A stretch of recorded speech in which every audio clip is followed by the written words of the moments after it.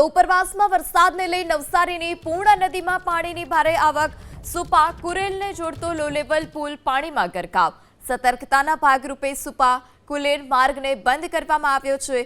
નવસારીમાં આજે અત્યંત ભારે વરસાદનું રેડ એલર્ટ આપવામાં આવ્યું। આજે નવસારીમાં સ્કૂલો કોલેજોમાં રજા જાહેર કરાઈ છે।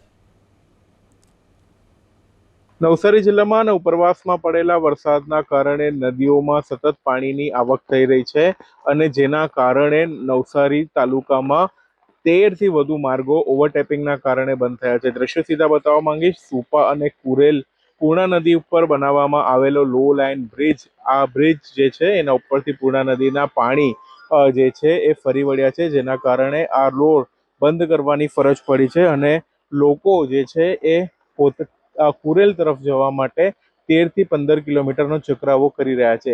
નદીની સપાટીમાં પણ સતત વધારો થઈ રહ્યો છે અને લો લાઇન બ્રિજ, આ દ્રશ્યો દેખાય છે, આ લો લાઇન બ્રિજ અહીંયા આવ્યો છે અને આ લો લાઇન બ્રિજ પર પછી પાણી ફરી વળતા લોકોએ હાલાકી વેઠવાનો વારો આવ્યો છે। જોકે નવસારી જિલ્લામાં કુલ 23 થી વધુ માર્ગો જે છે એ ઓવરટેપિંગના કારણે બંધ થયા છે।